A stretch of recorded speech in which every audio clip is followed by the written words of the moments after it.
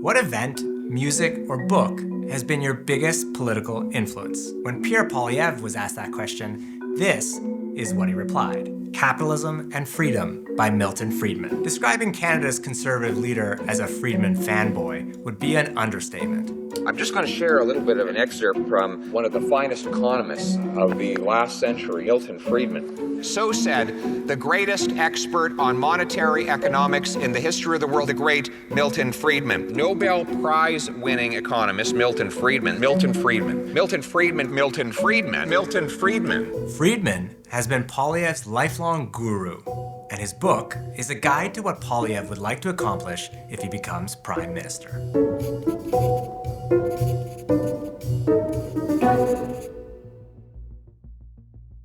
First published in 1962, Capitalism and Freedom has served as a blueprint for no-holds-barred neoliberal capitalism. These are its elements: slashing social programs, selling off publicly owned assets, shredding regulations that hamper profit-making, and attacking the labor unions that are working people's best defense. In Friedman's imagined free economy, here's what else should not exist: a minimum wage, rent control, public education and housing, the postal service, age-old supports and retirement pensions, and even national parks. He added an infamous note: this list is far from comprehensive. All of this amounted to a declaration of war on every hard-fought social gain and egalitarian impulse. Understanding this, Poilievre has described his favorite book as a transformative resource on the power of the free market and free enterprise in our society.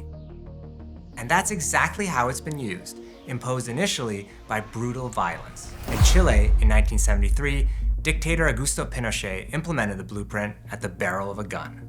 Later, governments elsewhere pushed it through by exploiting crises, real or manufactured, in the United Kingdom, the United States, China, Russia. Wherever the blueprint has been implemented, it has led to exploding inequality, incredible profits for a privileged few, and a diminished life for the many. It has also made clear what Friedman really meant by freedom: economic license for corporations to rule, unrestrained by democracy. Since his earliest days, Pierre Poilievre has been a loyal soldier in this war.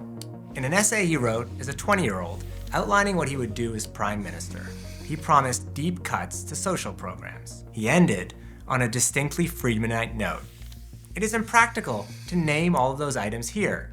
The list would be too long. 2 decades later, he was still pursuing the same plan, describing Canada's universal social programs as truly horrific. He suggested that we should instead adopt Friedman's proposal to replace the entire welfare state with a tiny survival stipend for all low-income people, to be gently phased out as they earn money. This would require eliminating all other programs, including housing, drug plans, childcare, and the bureaucrats who administer it all.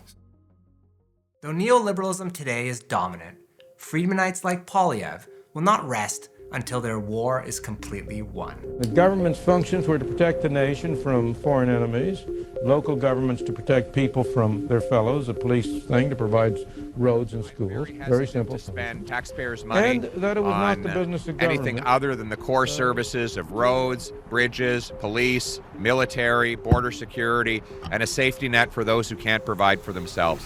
That is their bleak and savage vision for government: pave the streets, police our cities, and dispense some alms for the dirty, unwashed masses. So hostile is Poilievre to government making our lives more livable and fair that he's described it like this: Everything the government does, even the good things, is done by the coercive force of taxation, a gun to the head. But he's got it upside down. It's military or economic violence that has so often imposed Friedman's radical rulebook, from Chile to China. And if Poilievre wins power in Canada, that blueprint will be trained on us.